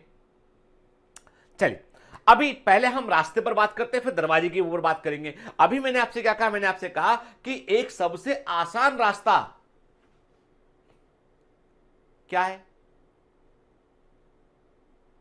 वो रास्ता है कि आप सेल वॉल पकड़ के मोटर मॉलिक्यूल आगे निकल जाए, ठीक है, क्योंकि cell wall is not a osmotic barrier, कोई फर्क नहीं पड़ता उसको, वो सीधा मूव करता आगे निकल जाएगा के वाटर के। ये क्या है? Apoplastic pathway. सिम्प्लास्टिक पाथवे क्या होती है? वाटर सेल के अंदर आएगा साइटोप्लाज्म में, वहां से अगली सेल में ऑटोमेटिकली जाएगा, फिर अगली सेल में जाएगा, स्लो काम होगा, स्लो काम होगा, लिविंग सिस्टम के थ्रू काम होगा। यहां पे ये सिम्प्लास्टिक पाथवे होती है। ठीक है, देखिए, चलिए दोबारा इस पॉइंट पर आएंगे। The first process of water absorption by root hair cell from the soil is the imbibition by cell wall of the root hair। ये याद रखिएगा, ठीक है। After this process, the water enter inside the cell due to osmotic pressure, and then cell to cell movement of water from root hair to the inner cortical cell is according to the DPD। DPD के according ये movement होगा, ठीक है। Inner cortical cell का DPD outer cortical cell के DPD से अधिक होता है, इसलिए वाटर आउटर कॉर्टिकल सेल से इनर कॉर्टिकल सेल की ओर मूव करेगा। क्लियर? अब इंपॉर्टेंट पॉइंट पर आ गए। The inner most layer of cortex is endodermis. Cortex की सबसे अंदर वाली लेयर का नाम है एंडोडर्मिस। क्या? The cells of endodermis contain casparian strip which behave like a water tight jacket. क्या? अब क्या होता है बेटा, जैसे देखो, अभी तक तो कोई दिक्कत है, पूरा वाटर मूव कर सके, लेकिन यहां पे क्या हुआ, सबसे अंदर कॉर्टेक्स के अंदर वाली लेयर में जो होता है वहां पे ऐसा एंडोडर्मिस का लेयर होगा। ठीक है, ये एंडोडर्मिस की सेल्स हैं, ठीक है। और इनमें क्या होता है, इनमें एक विशेष प्रकार की पट्टी लगी, इनमें विशेष तरह की पट्टी होती है। इनके मैंने रेड से पट्टी को बनाया, इस पट्टी को हमने बोला कैस्परेंट स्ट्रिप बोला, और इसमें सुबेरिन नाम का केमिकल जमा होता है, इसमें सुबेरिन जमा होता है, ठीक है, इसमें सुबेरिन इस केमिकल में जमा होता है, ठीक है। तो ये कैस्परेंट स्ट्रिप होती है, कैस्परेंट पट्टियां होती हैं, ठीक है बेटा। और ये पट्टी समझ लीजिए कि एक बहती हुई नदी, जो वाटर इमेजिन करते हैं, बहती हुई नदी के सामने आपने डैम बना दिया। अब डैम से क्या होगा, पूरा पानी रुक जाएगा, रुक गया है ना, क्योंकि आगे वाटर फ्लो नहीं कर पा रहा है, ठीक है। ऐसा डैम बन गया, एक वाटर टाइट जैकेट बन गया, it is also known as water dam, इसको वाटर डैम बोल सकते हैं इसको हम, ठीक है। अब इससे फायदा क्या हुआ, कभी डैम के दरवाजे खुलते हुए देखे आपने? जब डैम के दरवाजे खुलते हैं ना, तो प्रेशर से पानी आगे बढ़ता है। कैसे? प्रेशर से पानी आगे बढ़ता है। आई बात समझ में? ठीक है, क्या होगा यहाँ पे अब कुछ यूनिक थे, यहाँ पे कुछ यूनिक सेल होंगे, यहाँ पे कुछ यूनिक सेल है। ये एंडोडर्मिस के अंदर प्रेजेंट सेल है, ये एंडोडर्मिस में प्रेजेंट सेल है, इनको बोला हमने पैसेज सेल के। यानी वाटर को यदि अब अंदर आना है ना, तो इसके थ्रू ही अंदर आना पड़ेगा, पूरा वाटर इसके थ्रू अंदर आएगा, ठीक है। कहीं से भी इकट्ठा, डैम के दरवाजे होते ना, बिल्कुल उसके समान, डैम के दरवाजों के समान काम करेगा, इसलिए इसको पैसेज सेल बोला, ठीक है। तो पैसेज सेल, तो याद रखिए, the endodermis cell just facing the xylem are devoid of these strips and are called the passage cell. के जाइलम के ठीक सामने वाली जो एंडोडर्मिस की सेल्स होती है, उनमें ये पट्टी नहीं पाई जाती है, उनको पैसेज सेल बोलते हैं। और वाटर इन पैसेज सेल से अंदर आएगा और झट से जाइलम वेसल में इंटर कर जाएगा, तो एक फोर्स भी क्रिएट होगा वहां पे, और वाटर कॉलम ऊपर की ओर मूव करेगा, ठीक है। देखिए, ठीक है, हम देख रहे हैं बेटा एक प्लांट के स्टेम का ट्रांसफर सेक्शन देख रहे हैं, हमें दिखाई पड़ रहा है एपिडर्मिस, उसके बाद हम देख रहे हैं बाकायदा हमको जो है वो अंदर जो है हमको जाइलम और फ्लोएम दिखाई पड़ रहा है। याद रखिएगा, नॉर्मल प्लांट में नॉर्मल डाइकॉट के स्टेम में फ्लोएम आउटर साइड होता है, जाइलम इनर साइड होता है, ठीक है ना। ठीक, हम पढ़ेंगे एनाटॉमी में, सब देखेंगे। अभी इतना समझ लीजिए आप, अभी हमको केवल टेक्निकल जहां क्योंकि थोड़ा सा एनाटॉमी यहां पर इन्वॉल्व है बेटा, इसलिए कंफ्यूज मत होइए। इतना समझ लीजिए आप कि कॉर्टेक्स के सबसे अंदर वाली लेयर को हमने एंडोडर्मिस बोला, वहां पे एक पट्टी लगी हुई थी, उस पट्टी ने पूरे वाटर को बाहर रोक दिया है। वाटर तो अंदर आ गया है, लेकिन अब रुका हुआ, क्योंकि डैम लग गया अंदर के, तो डैम के दरवाजे खोलोगे आप तो वाटर तेजी से अंदर इंटर करेगा। वो दरवाजे क्या, पैसेज सेल है वो, ठीक है, क्लियर। अब वापस एनसीईआरटी पे आते हैं। The bulk movement of substance through the conducting और vascular tissue of the plant is known as translocation. के जो सब्सटेंस का बल्क मूवमेंट है, जो बड़ी मात्रा में सब्सटेंस को हम मूव कराते हैं, जो अंदर की आता है बेटा, उसे हम ट्रांसलोकेशन कहते हैं। और ये प्रोसेस जाइलम और फ्लोएम के थ्रू होती है बेटा। के जाइलम बेसिकली क्या कनेक्ट करता है, जाइलम बेसिकली जो है वो वाटर को, मिनरल सॉल्ट को, ऑर्गेनिक नाइट्रोजन को और हार्मोन्स को कनेक्ट करता है। याद रखिए, साइटोकाइनिन जो होता है वो जाइलम के थ्रू कनेक्ट होता है, ठीक है ना। और ये रूट से वाटर को, मिनरल्स को जो है वो एरियल पार्ट तक लेके जाता है।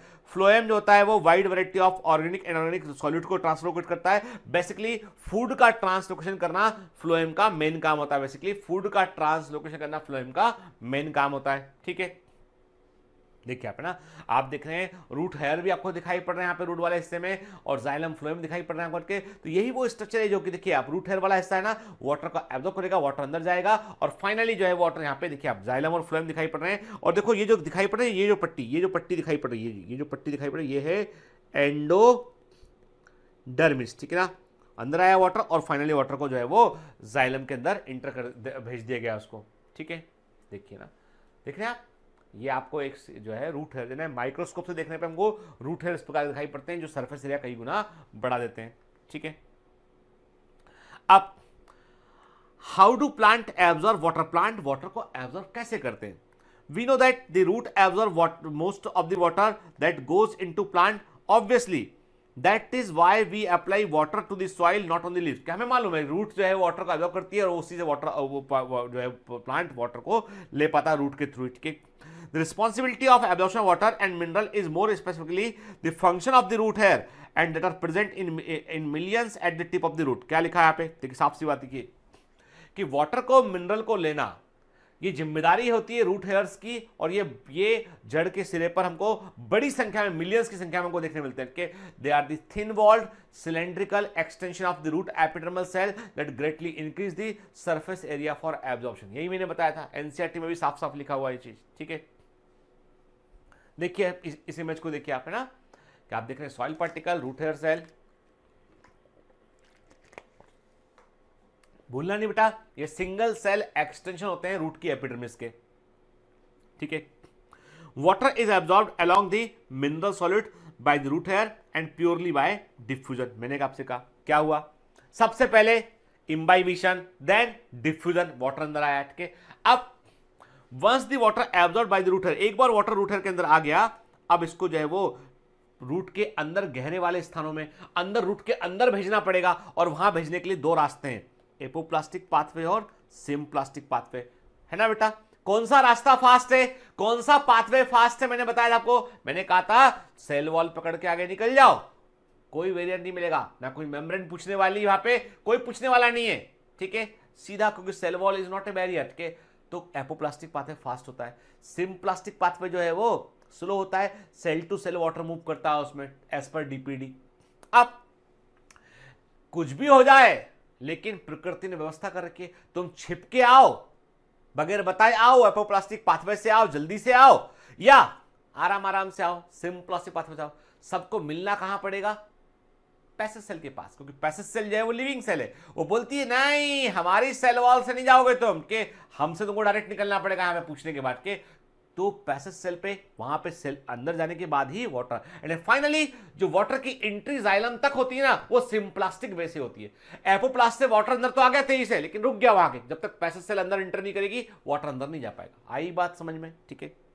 चलिए एनसीईआरटी का इमेज, बड़ा अच्छा इमेज के फिगर 11.6, ठीक है। हम देख रहे हैं एपिडर्मिस देख रहे हैं, कॉर्टेक्स देख रहे हैं, एंडोडर्मिस देख रहे हैं, पेरिसाइकिल देख रहे हैं, क्या अंदर पूरी सेल का उन्होंने लाइन से लिख दिया, ठीक है। आप देखिए जो एक गौर से देखिए, आप इस एरो को देखिए गौर से, ठीक है। ये क्या है बेटा, ये यहां गया, यहां से यहां गया, यहां से यहां गया, ठीक है, यहां, दिस इज दी, देखो अब यहाँ पे कहाँ, यहाँ पे एक चीज है, मैंने आपको कहा एक चीज जो मैंने मिस कर दिया यहाँ पे, कि जो ये क्या है, ये एंडोडर्मिस है, पैसेज सेल, यहाँ पे वाटर को अंदर आना पड़ेगा और इसके बाद ही वाटर फिर आगे बढ़ पाएगा, ठीक है। मतलब ये जो मैंने बनाया ये ठीक नहीं है, क्योंकि ये देखिए एंडोडर्मिस जो होता है वो क्या है बेटा, वो उसके पास में पैसेज सेल, उसके पास वहां से वाटर अंदर एंटर करके, तो मतलब जो केवल सेल वॉल से आया वो एपोप्लास्टिक है, और जो लिविंग सेल के थ्रू अंदर गया वो सिम्प्लास्टिक है। मतलब फाइनली वाटर की एंट्री जो है वो सिम्प्लास्टिक सिस्टम से हुई है अंदर, ठीक है। देखिए क्या लिखा है एनसीईआरटी में, the apoplast is the system of adjacent cell wall. क्या है बेटा, ये भूलना नहीं है, एमसीक्यू में आएगा, ऑप्शन बनकर आएगा, ठीक है, ये एमसीक्यू है, ठीक है। What is the apoplast? Apoplast is a system of adjacent cell wall that is continuous throughout the plant except at the casparian strip of the endodermis in the root, के केवल कैस्परन strip जो होती है endodermis की, वहां पर आपको जो एपोप्लास्ट सिस्टम नहीं दिखाई पड़ता है, वहां ये ब्रेक आता है, क्योंकि वहां की सेल वॉल जो है वाटर को आगे परमिट नहीं करती है। The apoplastic movement of water occurs exclusively through the intercellular spaces and the wall of the cell. ठीक है। Movement through apoplast does not involve crossing of the cell membrane and movement is dependent on the gradient of pressure पर निर्भर करता है कि भाई क्यों move कर रहा है वाटर के, कोई लिविंग सेल इन्वॉल्व नहीं है तो मूव किससे कर रहा है, वो कोई प्रेशर होगा तब तो वाटर मूव कर रहा है के, तो ग्रेडियंट के कारण प्रेशर का जो डिफरेंस होगा उसके कारण जो है वाटर एपोप्लास्टिक पाथवे से मूव करता है, ठीक है। फिर the apoplast does not provide any barrier to water movement and water movement is through mass flow के, तो एपोप्लास्ट कोई बैरियर प्रोवाइड नहीं करता है। बड़े पैमाने पर यदि प्रेशर का अंतर होगा तो एपोप्लास्टिक मूवमेंट देखने मिलेगा और बड़े पैमाने पर वाटर जो है वो मूव करके वहां तक पहुंच जाएगा के। As water evaporates into the intercellular spaces और the atmosphere, tension develop in the continuous stream of the water in the apoplast, hence mass flow of the water occurs due to the adhesive and cohesive properties of the water के, ये show के इतनी सी बात में उन्होंने लिख दिया पूरा एसेंट ऑफ सेप का मैकेनिज्म, एसेंट ऑफ सेप का के क्या बोल रहा है आपसे, देखो इसने क्या एनसीईआरटी ने इस एक पैराग्राफ में पूरा एसेंट ऑफ सेप बतलाया है जिसको हम डिटेल में पढ़ेंगे आगे के। जो लीव्स होती हैं, ठीक है, लीव्स में बाहर गर्मी है, बहुत गर्मी बाहर के, तो पत्तियों से वाटर का लॉस हुआ क्योंकि उनको अपने आप को बचाना है, तो कूलिंग इफेक्ट के लिए वाटर जो है वेपर्स के रूप में बाहर निकला। पौधे के प्लांट के एरियल पार्ट से जब वाटर वेपर्स के रूप में बाहर निकलता है, प्रोसेस को बोलते हैं वाष्पो उत्सर्जन कहते हैं, ट्रांसपीरेशन कहते हैं, वाटर बाहर निकला, ठीक है। अब लीफ का वाटर बाहर निकला लीफ सेल का, तो लीफ सेल ने क्या अपनी लीफ के अंदर जो मिडरिब होती है, जो लीफ के अंदर वीन होती है, उससे वाटर को लिया उसने। लीफ की वीन ने वाटर किससे लिया उसने, स्टेम की वीन से वाटर को लिया उसने। स्टेम की वीन ने वाटर किससे लिया, मेन स्टेम से वाटर को लिया। मेन स्टेम ने वाटर किससे लिया, उसने रूट से वाटर को लिया, और रूट ने वाटर किससे लिया, रूट हेयर से लिया, और रूट हेयर ने वाटर किससे लिया, जमीन से लिया। मतलब डायरेक्ट कनेक्शन हो गया, जमीन का वाटर सीधा ऊपर निकल रहा है क्योंकि फोर्स क्रिएट हो गया है।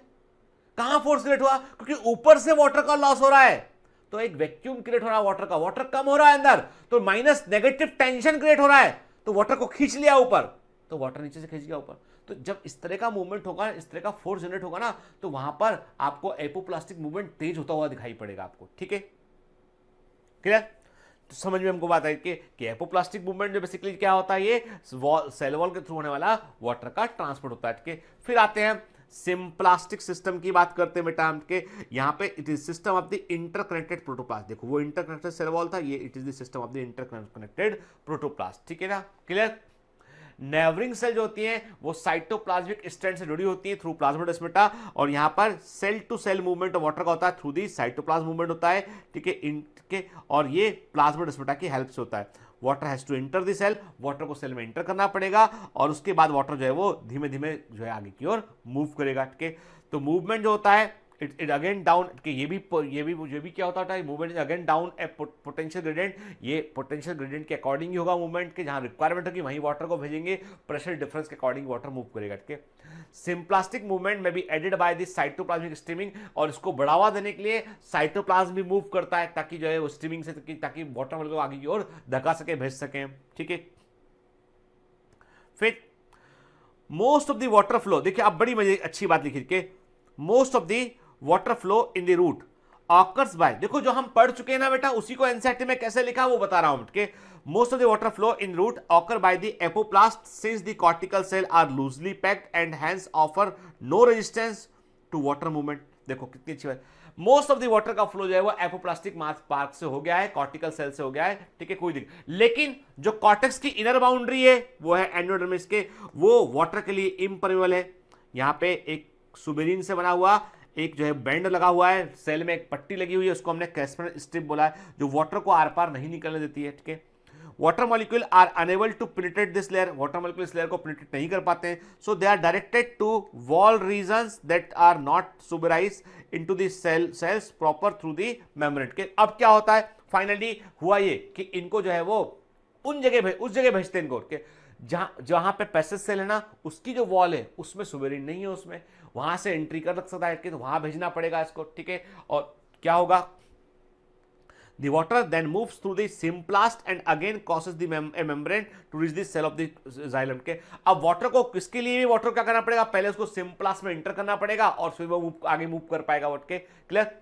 The movement of water through the root the movement of water through the root layer is ultimately symplastic in the endodermis के। तो क्या लिखा है, कुछ भी कर लो आपके, फाइनली लिविंग सेल में वाटर एंटर किए बगैर आगे नहीं बढ़ पाएगा के। तो मतलब पैसेज सेल जो है उसने जो है उसकी जो वॉल थी, अब वाटर इतनी क्वांटिटी में है कि अकेला पैसेज सेल की वॉल से वाटर अंदर नहीं आ सकता है, तो उसको लिविंग सेल के अंदर इंटर करना पड़ेगा, क्योंकि वाटर का प्रेशर क्रिएट हो चुका, तो वो लिविंग सेल अंदर इंटर करेगा और फिर आगे बढ़ेगा उठ के। तो फाइनली क्या लिखा है लास्ट में एनसीईआरटी में लिखा हुआ है, the movement of water through the root layer is ultimately symplastic in the endodermis. Finally endodermis में वो सिम्प्लास्टिक बेस से अंदर होगा, ठीक है ना। देखिए आप है ना, देखो समझो बात को, देखो जो एपोप्लास्टिक पाथवे था बेटा, ये एपोप्लास्टिक मैंने कहा, ये जो है ये एपोप्लास्टिक पाथवे था, ये मैंने कहा ये एपोप्लास्टिक पाथवे था, ठीक है आया। अब फाइनली क्या हो रहा है, फाइनली इसको जो कि इसको अंदर आना पड़ रहा है, अंदर फाइनली इसको अंदर आना पड़ा, फाइनली इसको अंदर आना पड़ा ना, अंदर आना पड़ा इसको, उसके बाद ये आगे मूव किया, ठीक है ना। तो मतलब सिम्प्लास्ट में कन्वर्ट हो गया इसके, और जो ऑलरेडी सिम्प्लास्टिक पाथवे था, ठीक है, वो मूव कर ही रहा है यहाँ पे, ठीक है। तो फाइनली जो एंट्री हुई फाइनली एंडोडर्मिस से अंदर जो है रूट के अंदर अंदरूनी हिस्सों में जाइलम तक, वो कैसे हुई बेटा, वो सिम्प्लास्टिक की हुई वो, ठीक है, क्लियर।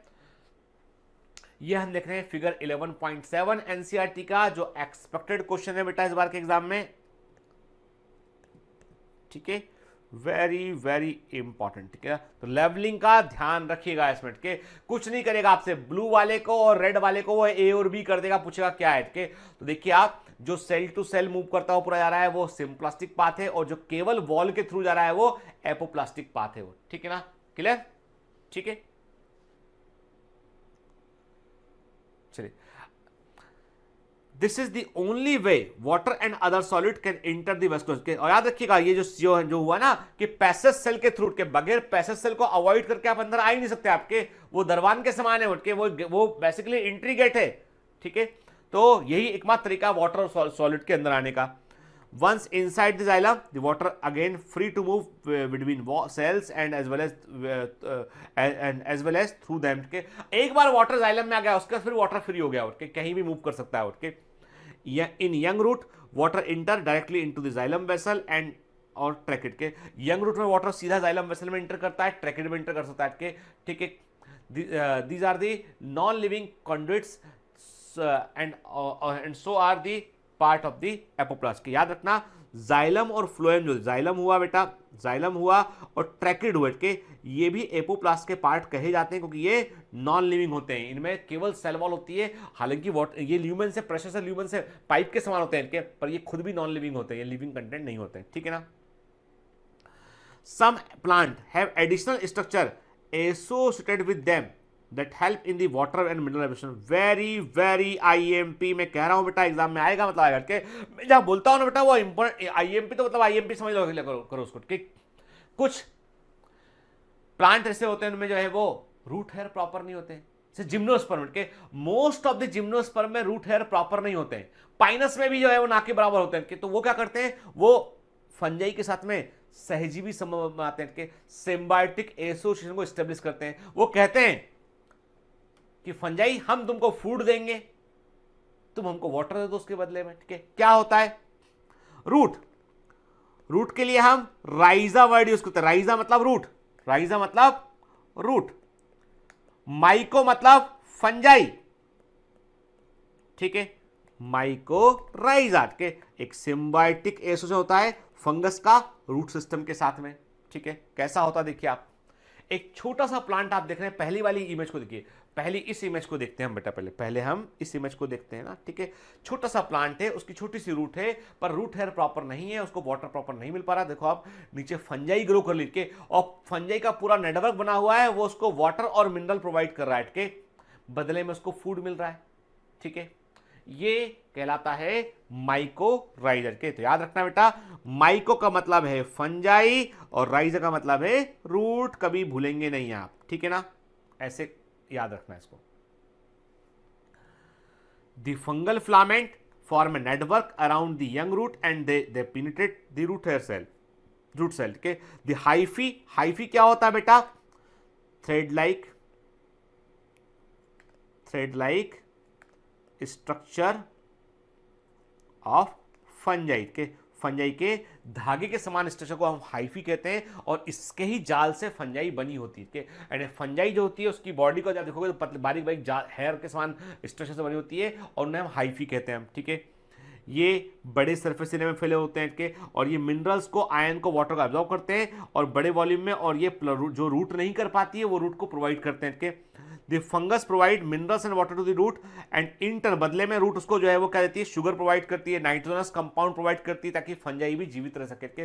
तो दोनों के लिए ये विन विन सिचुएशन है के, यानी फंजाई को फूड मिल रहा है, न्यूट्रिएंट्स मिल रहे हैं, ग्रोथ फैक्टर मिल रहे हैं, तो फंजाई को अच्छा लगा। ठीक है, बेहतर रहा उसके लिए। प्लांट को वाटर और मिनरल एब्जॉर्ब करने में दिक्कत का सामना नहीं करना पड़ा है, दोनों के लिए विन विन सिचुएशन है। इसको बोलते हैं म्यूचुअलिज्म बोलते हैं। इकोलॉजी में इन संबंधों को हम क्या बोलते हैं, इसे हम म्यूचुअलिज्म कहते हैं। ठीक है, जैसे लाइकेन होता है ना बेटा, ऐसे ही माइक्रोराइजा भी होता है। ठीक है, some plant have obligate association with this mycorrhiza के, जैसे पाइनस के सीड जो है वो जर्मिनेट, जहां पर फंगस नहीं होगी वहां पर पाइनस के बीज जो है वो जर्मिनेट नहीं हो सकते हैं। तो पाइनस के सीड को जर्मिनेट होने के लिए फंजाई की रिक्वायरमेंट होती है। जब तक माइक्रोराइजा कनेक्शन स्टेब्लिश नहीं होगा, पाइनस का सीड जर्मिनेट नहीं हो पाता है। ठीक है, उसको उतना वाटर मिल ही नहीं पाता है। ठीक है, क्लियर। चलिए, तो आज हमने क्या देखा, आज हमने देखा कि प्लांट वाटर रिलेशन में देखा हमने कि किस तरीके से वाटर प्लांट की रूट तक पहुंचता है। लेकिन अभी यहां पे हमको थोड़ा सा एनसीईआरटी से बाहर निकलना पड़ेगा, और क्या देखना पड़ेगा, हमें देखना पड़ेगा कि एक्टिव वाटर एब्जॉर्प्शन कैसे होता है, पैसिव वाटर एब्जॉर्प्शन कैसे होता है, कि जो एनसीईआरटी में क्लियरली मेंशन नहीं है उसको समझेंगे बेटा हम, और फिर हम एसेंट ऑफ सेप पर बात करेंगे। तो मैं आपका पूरा 100% बेटा एनसीईआरटी कवर कर रहा हूं, लेकिन प्लीज मुझे थोड़ा सा बाहर निकल के, कंफर्ट जोन से आपको बाहर निकाल के थोड़ा सा पढ़ाने की परमिशन दीजिए, क्योंकि कारण ये है कि नहीं करेंगे और एग्जाम में आ गया तो प्रॉब्लम होगी बेटा। थोड़ा सा एक्स्ट्रा कर लेंगे, कोई बात नहीं ना, हमने एक्स्ट्रा एफर्ट किया था ना, ताकि गलती ना हो हमसे, उसके लिए। ठीक है, तो पढ़ते रहिए, मेहनत करते रहिए, ऑल द बेस्ट। चलिए, तो लेक्चर आपने पूरा ध्यान से समझा, आपने कई सारे कॉन्सेप्ट थे आज, बड़ी टर्मिनोलॉजी, बड़ी सारी टर्मिनोलॉजी आज थी, और मुझे अच्छे से ध्यान है कि ये टर्मिनोलॉजी जो है कभी ना कभी एग्जाम में बेटा पूछी गई है, तो आपको दिमाग में रखना है। ठीक है ना, यानी एनसीईआरटी में इस चैप्टर में कई सारी चीजों को उन्होंने मिस कर दिया है, लेकिन वो एग्जाम में पूछी आती है, और बेटा प्रीवियस ईयर पेपर उठा के देखोगे तो पूछे गए क्वेश्चन है। तो हमको ये सोचकर चलना है, ये मत सोचिए कि जो है सिर्फ और सिर्फ एनसीईआरटी, मैंने कहा ना 100% एनसीईआरटी इंक्लूड है, लेकिन हमें पिछले 5 साल के एक जो एग्जाम में जो क्वेश्चन आए ना वो भी कवर करते हुए चलना है। ठीक है ना बेटा। चलो, तो अभी एमसीक्यू देखेंगे हम, सभी एग्जाम वाले एमसीक्यू बेटा। तो पहला क्वेश्चन आपके सामने स्क्रीन पर है, आप आंसर, आज के जो एमसीक्यू उतने कठिन एमसीक्यू ने, सिंपल से एमसीक्यू है, आप आंसर कीजिए। चलिए, क्या पढ़ा आपने, इन्हें प्लाज्मोलाइज्ड सेल, इन्हें plasmolized cell, the space between cell wall and protoplasm is occupied by it के, यानी एक प्लाज्मोलाइज्ड सेल। नंबर 1 पहले बताइए, प्लाज्मोलाइज्ड सेल किस जो है वो, इसका मतलब क्या है कि जब एक सेल को आप हाइपरटोनिक सॉल्यूशन में रखेंगे तो सेल के से वाटर बाहर निकलेगा, तो जो सेल मेम्ब्रेन सेल वॉल को छोड़ देगी, एक किनारे में पूरा प्रोटोप्लाज्म सिकुड़ जाएगा, और जो cell wall is not a barrier, cell wall से जो है कोई भी आर पार निकल सकता है। तो बताइए, सेल वॉल और प्रोटोप्लाज्म के बीच में क्या प्रेजेंट रहेगा? बिल्कुल सही आंसर आपका, हाइपरटोनिक सॉल्यूशन प्रेजेंट रहेगा। ठीक है ना बेटा, ठीक है, hypertonic solution will be present between the protoplasm and the cell wall, क्योंकि cell wall is not a barrier. ठीक है, दूसरा question, the real force responsible for the movement of water from cell to cell water के movement के लिए जो real force responsible है वो क्या है? वो फोर्स इस बात पर डिपेंड करता है, ओपी माइनस टीपी, याद है ना टरगार प्रश्न के, OP minus TP, it is the DPD is the real force, पढ़ाया हुआ चीज के। यानी सेल में कितना वाटर अंदर आएगा, सेल टू सेल वाटर कितना मूव करेगा, इट इज दी जो है वो it depends upon the diffusion pressure deficit, suction pressure भी कहते हैं, ओपी माइनस टीपी होता है। ठीक है ना, याद रखिएगा। चलिए नेक्स्ट क्वेश्चन, अब बताओ इस क्वेश्चन को सॉल्व करने की कोशिश की जाए। क्या क्वेश्चन है इसमें? If a cell with DPD 4 bar, एक सेल ए है, एक सेल ए है, सेल ए का डीपीडी क्या है? उसने कहा आपसे कि सेल ए के सेल ए का डीपीडी कितना है? वो है 4 बार। ठीक है, सेल ए का डीपीडी 4 बार है। ठीक है, ये कनेक्टेड किससे है? ये cell A is connected with the cell B, cell C and cell D से वो कनेक्टेड है। ठीक है ना, तो सेल ए का डीपीडी कितना? 4 बार है। सेल बी का कितना हो गया बेटा? लिखा उसने सेल बी का निकालना पड़ेगा, सेल बी का ऑस्मोटिक प्रेशर और ट्रगार प्रेशर का वैल्यू रखा उसने, तो सेल बी निकाला हमने। क्या कहा? सेल बी में कितना है? ऑस्मोटिक प्रेशर 4 दे रखा है, ट्रगार प्रेशर 4 दे रखा, मतलब 0 डीपीडी है सेल बी का। सेल सी का डीपीडी कितना है? ओपी माइनस टीपी फॉर्मूला होता है, 10 -5 कितना आ गया, 5 आ गया के सेल जो है वो डी, सेल डी का डीपीडी कितना है बेटा, 7 - 3 कितना आ गया, 4 बार आ गया के। तो ये सब ने हमने चारों ने, हमको पता है चारों सेलों के डीपीडी को निकाला। सेल ए का डीपीडी दे रखा है, उसने कितना दे रखा है, 4 बार दे रखा है। सेल बी का 0 आ गया, सेल सी का 5 आ गया, सेल डी का 4 आ गया। अब बताइए ऑप्शन देखते हैं, वाटर कहां से कहां जाएगा। सिंपल सी बात है कि वाटर का फ्लो है ना, जो वाटर का फ्लो है हमेशा क्या होता है बेटा, वो low DPD to high DPD होता है। Low DPD to high DPD water flow करता है। लो डीपीडी का मतलब है कि डिफ्यूजन प्रेशर में कमी का कम है, हाई डीपीडी मतलब मोर कमी है के। तो अधिक वाटर जो है अपने कम कमी के क्षेत्र से अधिक कमी के क्षेत्र को मूव करता है के। इसका मतलब सेल बी जो है इसका डीपीडी 0 है, तो सेल बी सबको वाटर देगी के, और बाकी सबका डीपीडी कम है। तो आंसर क्या आ गया इसका, सेल बी टू एसीडी के, यानी सेल बी से ए सी डी सबको वाटर जाएगा। दैट इज द आंसर के फ्लो ऑफ वाटर कहां से कहां होगा, सेल बी से ए की ओर भी होगा, सी की ओर भी होगा, डी की ओर। अब देखो बेटा यहां पे चूंकि जैसे ऑप्शन रखे वैसे आंसर चुन लिया हमने के, लेकिन जैसे आप बोलोगे कि यदि सेल सी को हम ए के संपर्क में रखेंगे तो वाटर ए से सी की ओर आएगा, लो डीपीडी से हाई डीपीडी की ओर आएगा। ठीक है ना, क्लियर। चलिए नेक्स्ट क्वेश्चन है, in a fully turgid plant cell which one of the following is 0। एक पूरी तरीके से फूली हुई कोशिका में, फुली टर्जिड सेल में क्या होगा, उसमें OP is equal to TP, यानी एक फुली टर्जिड सेल में ओपी और टीपी का वैल्यू बराबर होता है। तो इसका मतलब डीपीडी कितना हो गया, डीपीडी हो गया है ओपी माइनस टीपी, वैल्यू बराबर है इसलिए कितना आ गया, 0। ठीक है, तो याद रखिएगा एक फुली टर्जिड सेल का डीपीडी होता है 0। ठीक है, क्लियर। नेक्स्ट क्वेश्चन है, ऑस्मोसिस में किसका मूवमेंट होता है। मैंने कहा ना osmosis is a special type of diffusion जिसमें कि water molecule are the only molecule that can diffuse from the low concentration solution to the high concentration solution, या बोले वाटर अपने अधिक से अपने कम की ओर मूव करता है। तो ऑस्मोसिस में केवल सॉल्वेंट पार्टिकल मूव करते हैं, सॉलिड मूव नहीं करता है, याद रखना। ठीक है ना, क्लियर। चलिए सिंपल सा क्वेश्चन है। अब ये भी बड़ा लॉजिकल सा क्वेश्चन, सिंपल सा क्वेश्चन है, एग्जाम में कई बार पूछा गया क्वेश्चन है। In a fully turgid cell the value of DPD OP और टीपी क्या होगा। सिंपल सी बात है, एक फुली टर्जिड सेल में हमेशा ओपी और टीपी का वैल्यू बढ़ाना है, हमेशा OP is equal to TP होगा। ठीक है ना, ठीक। ये ऑप्शन गलत, ये ऑप्शन गलत, ये ऑप्शन गलत, ये सही, तो ये 0 आ गया। ठीक है, अरे सिंपल सा फंडा है बेटा, फुली टर्जिड सेल में ओपी का वैल्यू टीपी के बराबर होता है। क्लियर, तो आंसर आ गया हमारे पास में। फिर water will not move from, water कहां से कहां मूव नहीं करेगा, तो वाटर जो है वो लो ऑस्मोटिक प्रेशर से हाई ऑस्मोटिक प्रेशर के जोन की ओर मूव करेगा, क्योंकि लो ऑस्मोटिक प्रेशर मतलब लेस सॉल्यूट है, लो कॉन्सेंट्रेशन सॉल्यूशन है। हाई ऑस्मोटिक प्रेशर मतलब मोर सॉल्यूट है, मोर कॉन्सेंट्रेट सॉल्यूशन है। तो ऑस्मोसिस वाटर का फ्लो लो कॉन्सेंट्रेशन सॉल्यूशन से हाई कॉन्सेंट्रेशन सॉल्यूशन की ओर होता है, तो ये तो आएगा। ठीक है, high TP to low TP बिल्कुल सही है। वाटर का यदि टर्गार प्रेशर हायर साइड होगा मतलब मोर वाटर कंटेंट वहां प्रेजेंट है, तो लो टीपी की ओर वाटर मूव करेगा। ठीक है, high DPD to low DPD ये गलत है, ये गलत है। वाटर हमेशा low DPD to high DPD move करता है, तो ये गलत है, उल्टा दे रखा है यहाँ पे। High DP to low DP, DP नहीं लिखा, डीपीडी लिखा, डीपी लिखा, डीपी मतलब डिफ्यूजन प्रेशर के, more water means more diffusion pressure. ठीक है ना, तो ये भी होगा, तो डीपीडी याद रखना। डीपीडी अलग है और डीपी अलग है। डीपी मतलब वाटर का डिफ्यूजन प्रेशर है, प्योर वाटर में मैक्सिमम होता है बेटा। ठीक है ना, क्लियर।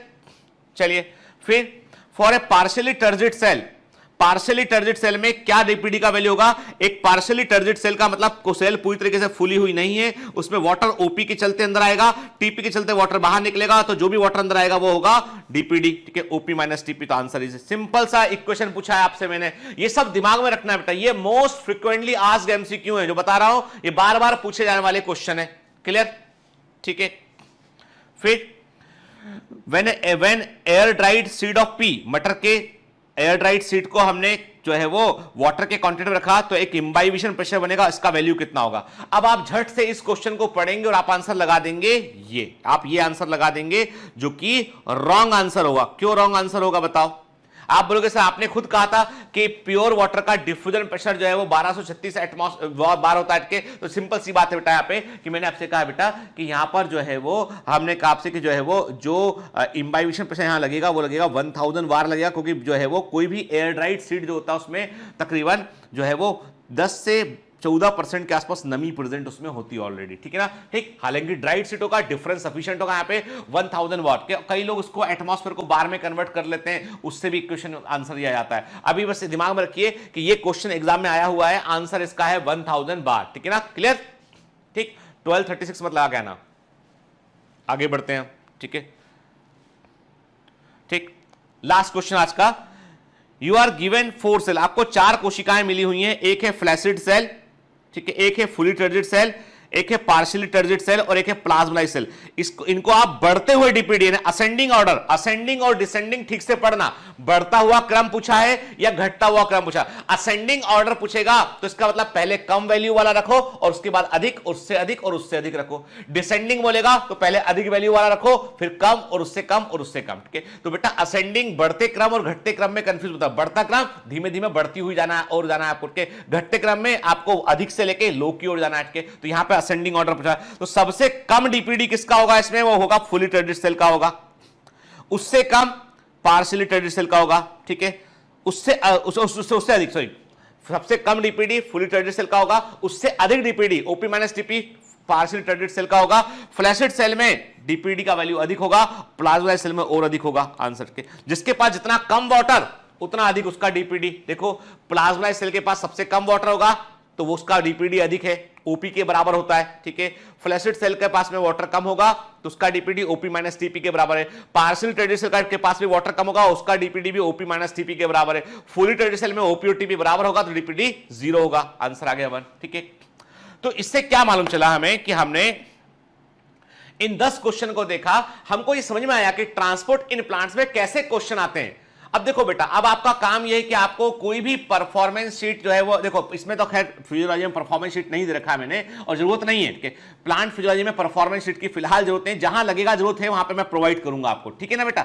अभी आपको क्या, आपको कोई भी, मैं जो बोलने वाला था कि कोई भी आपको जो है वो डीपीएस मिस नहीं करना आपको, एंड जो डेली प्रैक्टिस पेपर है डीपीएस है वो आपको मिस नहीं करना है बेटा। कोई भी टेस्ट मिस नहीं करना है आपको। ट्रांसपोर्ट इन प्लांट्स के क्वेश्चन आपको एमसीक्यू बुक लगा लेना है, आपके पास में जो बुकलेट है वो भी सॉल्व करना है। कई बच्चे बार बार पूछते हैं बुकलेट कर लेंगे तो सर हमारा बुकलेट है, आप जो पढ़ाते हैं वो हम नोट्स बनाते हैं और हम डीपीएस लगाते हैं, कुछ और करें क्या। इतना कर लोगे एग्जाम में AIR 1 पर आओगे, टॉप कर जाओगे एग्जाम में, ठीक है ना बेटा, क्लियर। चलिए तो मिलते हैं अगली क्लास में। ऑल द बेस्ट, पढ़ते रहिए, मेहनत करते रहिए।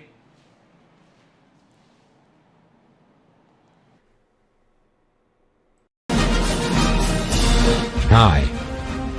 To become an official commando of Biomentors, join us at www.biomentors.online. Here you can solve daily practice papers, an online test. You can download performance enhancement sheets. You can track your progress. You can interact with other fellow commandos. Join us and prepare yourself. It's a commando training for your success. Download Biomentors online app from Google Play Store.